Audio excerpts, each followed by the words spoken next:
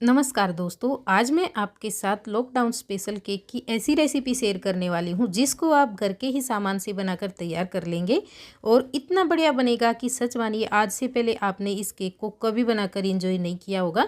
तो एक बार आप इसको ज़रूर बनाकर देखना और अगर आपको आज की रेसिपी पसंद आती है तो प्लीज़ वीडियो को लाइक शेयर कमेंट जरूर कर देना। चैनल पर नए आए हैं तो चैनल को सब्सक्राइब कर लेना। तो चलिए बनाना शुरू करते हैं।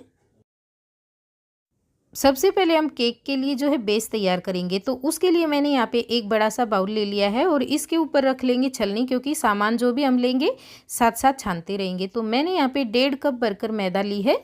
आप इसकी जगह पे गेहूं का आटा भी ले सकते हो। अगर आपके पास मैदा नहीं है तो गेहूं के आटे को आप कपड़े में से छान कर लेना, तो बारीक निकल आएगा, उसका इस्तेमाल कर सकते हो।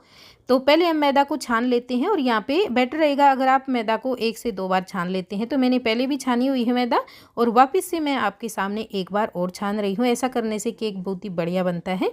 अब इसी में डाल देंगे हम 3/4 कप शक्कर पाउडर।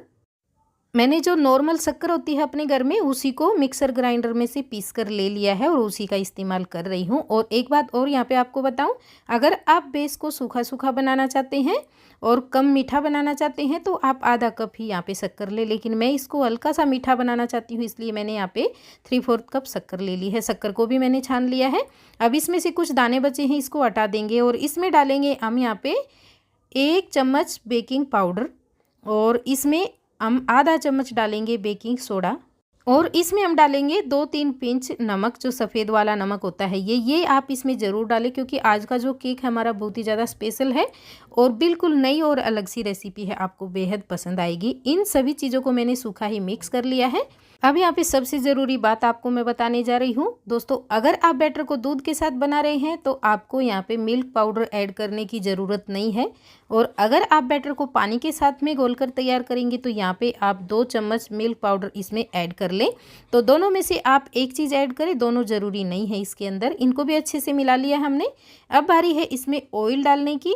तो मैंने यहाँ पे एक मेजरिंग कप से ही 1/4 कप भरकर इसमें डाला है ऑयल। ऑयल से जो हमारा केक है वो बिल्कुल मॉइस्ट सा बनकर तैयार होता है, बहुत ही सॉफ्ट बनता है। और अब इसमें डाल लेंगे मेजरिंग कप से भरकर 1 कप पानी। पूरा 1 कप पानी मैं एक साथ ही इसमें डाल रही हूँ। अब इसको अच्छे से मिला लेंगे। यहाँ पे विस्क की सहायता से बिल्कुल अच्छे से मिलाना है, इसमें लम्स नहीं बचने चाहिए।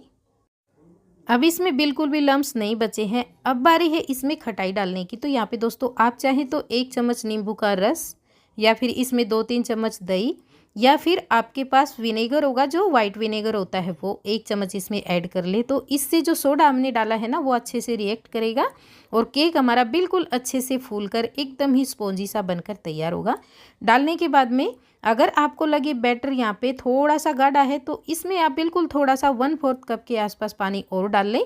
और दूसरा, अगर आप इसको ओवन में पका रहे हैं तो भी आपको जो बैटर है हल्का सा पतला रखना होता है, क्योंकि कुकर में पकाते हैं ना तो थोड़ा सा गाढ़ा बैटर चल जाता है, लेकिन ओवन के लिए इस तरह का बैटर आपको लगेगा।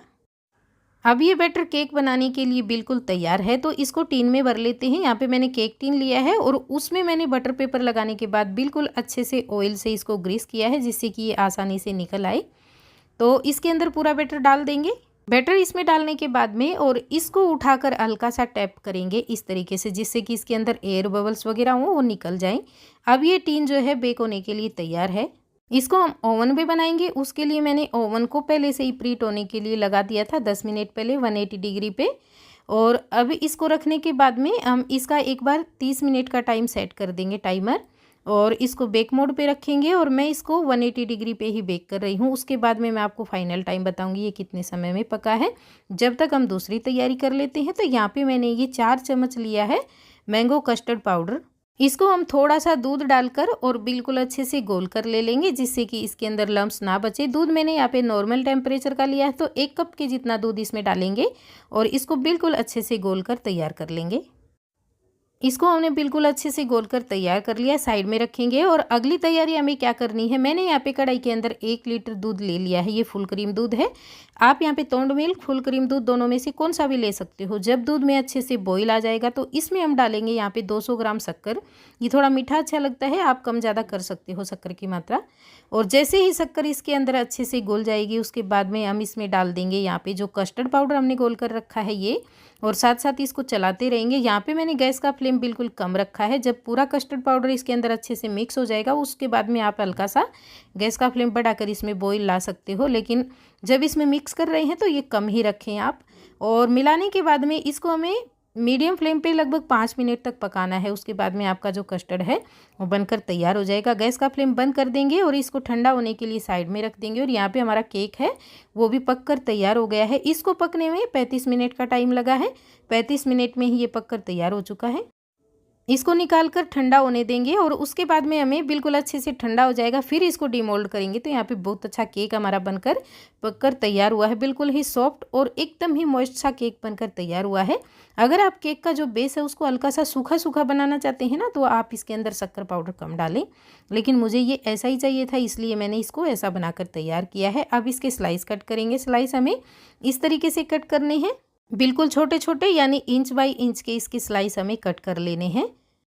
तो ये देखिए केक के स्लाइस हमने कुछ इस तरह के कट किए हैं। अब अगली तैयारी में हमें क्या करना है, वापस से केक टिन ले लेना है और इसको अच्छे से ऑयल से ग्रीस कर ले, या फिर आप बटर पेपर भी लगा सकते हो इसके अंदर। और जो हमने स्लाइस कट किए हैं इसमें इतने डाल लेंगे ये बिल्कुल अच्छे से भर जाए। जितनी मोटी आपको इसके स्लाइस चाहिए ना उतना ही आप इसके अंदर केक के जो स्लाइस है वो डाल लें। डालने के बाद में जो हमने कस्टर्ड बनाकर तैयार किया था ये नॉर्मल टेम्परेचर पे आ गया है। अब इसको बिल्कुल अच्छे से मिक्स करने के बाद में और केक के ऊपर से इसको हमें इतना इसके अंदर डालना है कि केक के जो स्लाइस हैं ये बिल्कुल आसानी से इसमें डीप हो जाएं। और ये ज़्यादा भी ना रहे इसके अंदर कि ऊपर तक तैर रहा है, नहीं, बिल्कुल अच्छे से ये डीप होने चाहिए, इसमें गीले होने चाहिए एकदम ऊपर तक। इसके अंदर हमें कस्टर्ड का जो ये कस्टर्ड है ये नहीं चाहिए। इस तरीके से आप थोड़ा थोड़ा डालकर उसको अच्छे से दबाकर भी देख सकते हो। बस इतना ही कस्टर्ड इसके अंदर हमें चाहिए, इससे ज़्यादा नहीं चाहिए। इसको बिल्कुल अच्छे से प्लेन कर लेंगे और उसके बाद में इसके ऊपर से आप अपनी पसंद के जो भी आपको ड्राई फ्रूट पसंद हो ना आप डाल लें। बिल्कुल अच्छे से भर भर कर, इसमें बहुत बढ़िया लगते हैं ड्राई फ्रूट। ऊपर से आप ड्राई फ्रूट को भी एक बार इस तरीके से इसके अंदर अच्छे से दबा दें। और अब ये केक टिन जो है वापस से बेक होने के लिए तैयार है। ये है डबल बेक्ड केक दोस्तों, लेकिन आपको बेहद पसंद आएगा जब आप इसको इस तरीके से बनाएंगे। अब इसको हमें सीधा सीधा 40 मिनट तक बेक करना है। यहाँ पे टाइमर सेट कर देंगे इसका 40 मिनट का और इसको अच्छे से बेक होने देंगे।